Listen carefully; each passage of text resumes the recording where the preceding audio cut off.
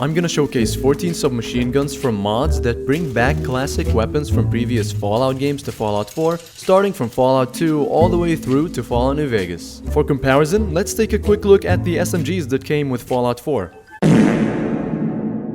Alright, now let's look at the SMGs from Fallout 2. There are 5 in total, and with mods we can add all of them back.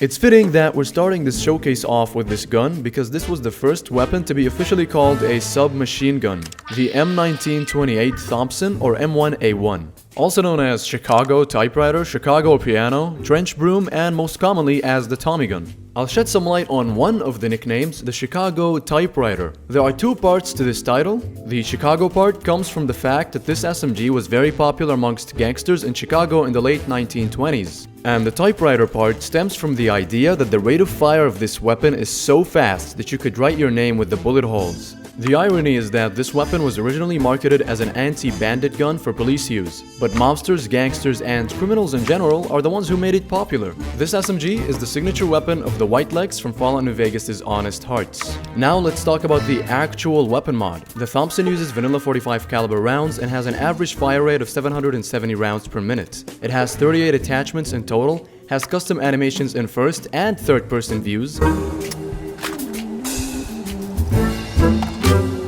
custom sounds for each firing rate.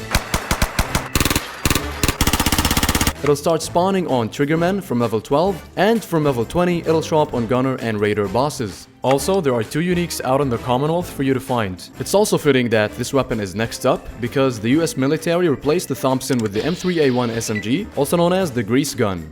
This submachine gun was referred to as the Grease Gun because of its physical resemblance to an auto mechanics tool of the same name. The M3A1 replaced the Tommy gun because it was a lot cheaper to manufacture and still had all the functionality of a Thompson. It would make sense that this would be a common SMG in the Fallout Wasteland because, as mentioned, it's simple to produce. The M3A1 uses vanilla 45 caliber rounds and has an average fire rate of 400 rounds per minute, which is slow for an SMG. It has 33 attachments, custom animations and sounds,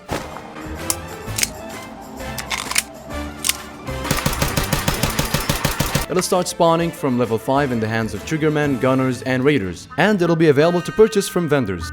Next is a sci-fi looking submachine gun called the FN-P90. This is a bullpup personal defense weapon, or PDW for short. A PDW is an SMG and carbine hybrid. The P90 in Fallout is said to be produced by H&K, but that's not true of the real-world P90. The weapon was also chambered in 10mm ammo, but in reality it uses 5.7 by 28mm rounds. The P90 in this mod chambers in 38 caliber, 45 caliber, and 10mm rounds. It has a fire rate of 730 rounds per minute, which is slower than its real-life counterpart. There are 37 modifications available, custom animations in both views, and custom sounds.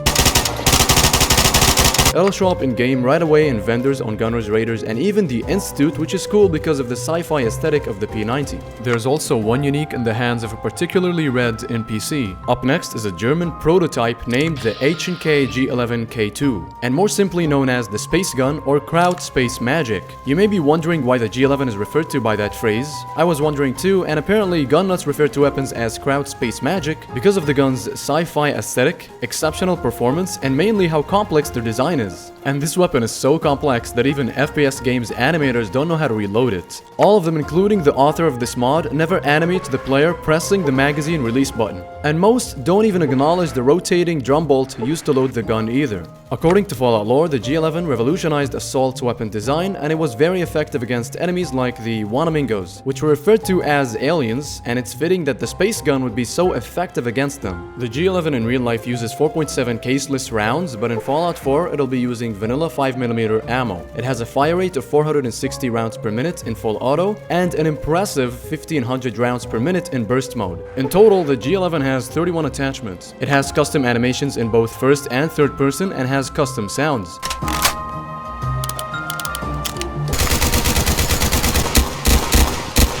The weapon comes with a short quest that starts at level 15, and upon completion of the quest, the weapon will spawn in vendors, on Gunners, and Raiders. Also, there are some really fun uniques out there in the Commonwealth for you to discover. And the final SMG from Fallout 2 will be the 10mm SMG or HK MP9. I know that many think that the Fallout 1 10mm SMG and the one from Fallout 3 are two separate guns, but I believe they are meant to be the same weapon as they look alike and share the same name in both games. The 10mm SMG uses vanilla 10mm ammo and has an average firing rate of 710 rounds per minute. This SMG also comes with 23 attachments, custom one-handed first-person animations, and will appear on gunners, raiders, and bosses. Moving on to Fallout Tactics, which has 9 submachine guns in total, and we are left with 6 after removing the ones already available and the Calico, which I covered in the previous episode. Out of the 6, we can bring back 5. Let's start with the Uzi, a compact SMG that can be fired one-handed. The Uzi was popular for its practical performance and its appearance in many action films. The Uzi 9mm. In tactics, the Uzi is said to be popular amongst drug runners and, strangely, the elderly folk. This SMG uses vanilla 10mm ammo and has an average fire rate of 540 rounds per minute. It has 38 modification options. It comes with custom animations in first and third person, custom sounds, and it'll show up on Triggermen at level 25 after completing a short quest that comes with the mod. Following the quest, you will stumble upon one unique variant of the weapon. Next up is the Vault-Tec MPL, a common choice amongst guards and other policing outfits. This mod adds 2 variants of the MPL to the game, the Vault-Tec and Raider-Tec MPLs. This SMG uses vanilla 10mm rounds and it fires around 590 rounds per minute, and both variants combined have 21 modifications available. The original mod doesn't come with custom sounds or animations, but WarDaddy made some for the MPL and they are available on the Nexus. After you hit level 28, you'll encounter raiders using the Raider-Tec MPL, and the Vault-Tec MPL will start spawning right away on gunners and vault security. There are a bunch of issues with the mod and I highly recommend you grab some of the fixes available on Nexus mods. This next one is one of the most iconic SMGs in history, the H&K MP5. In 1980, 6 terrorists stormed the Iranian embassy in London, taking 20 hostages. The SAS in the UK are called upon to initiate a rescue mission that was televised to the public. In the end, the mission was successful. 5 terrorists were killed and 1 was captured, and all but 1 of the hostages were saved. And the weapon used by the SAS team that day was the MP5. That day, the iconic status of the MP5 was solidified in history. This mod will add 2 variants of the weapon, the MP5 and MP5K. The MP5 uses .38 caliber rounds. It has a fire rate of around 800 rounds per minute, 70 attachment options, and custom animations in both views and custom sounds. I've always wondered why everybody be spanking their MP5 like that, and it's probably because the MP5 has been a naughty girl. It also has leveled list integration and will spawn on raiders and gunners after you complete the quest granted to you at level 25. Next up is the infamous MP40 or MP38. It is also known as the Schmeiser. This is the Nazi submachine gun. You most likely know this weapon from war movies and video games like Call of Duty. Unlike the rest of the mods in this video, this weapon isn't available on Nexus mods, so check the link in the description. The mod adds 3 MP40 variants to the game: the MP40, MP40 Tactical, and MP40 Experimental. This SMG will use 10mm rounds and fires at 420 rounds per minute. It comes with a total of 32 attachments, custom first-person animations, and it isn't added to the leveled list, but you can grab it from the location you see on the screen. Up next is the Sten Mk II, aka the Sten Gun. This SMG was used by British and Commonwealth forces throughout the World War II era. The Sten was cheap to produce and it was the second most produced SMG of World War II. Given this information, the fact that this SMG didn't come with the base game is surprising to me. Fun fact, the Sten Mk II was sometimes unreliable, it would jam and could accidentally discharge, so that made it unpopular with frontline troops. Therefore, it earned nicknames such as the Plumber's Nightmare, Plumber's Abortion, and Stench Gun. The Sten Mk II uses .38 caliber rounds and has a fire rate of 550 rounds per minute. It has 54 modifications, custom animations in first and third person, and will spawn on gunners, vendors, and bosses. Now let's move to Fallout 3, the first Fallout made by Bethesda. It must have some awesome SMGs.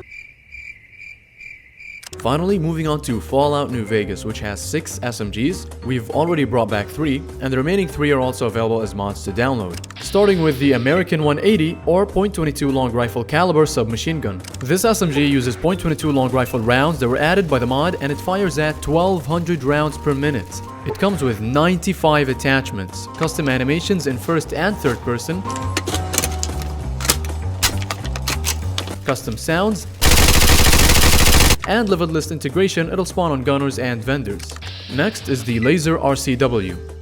This laser SMG uses microfusion cells and has a fire rate of 600 rounds per minute. It comes with 42 modifications, custom animations in both views,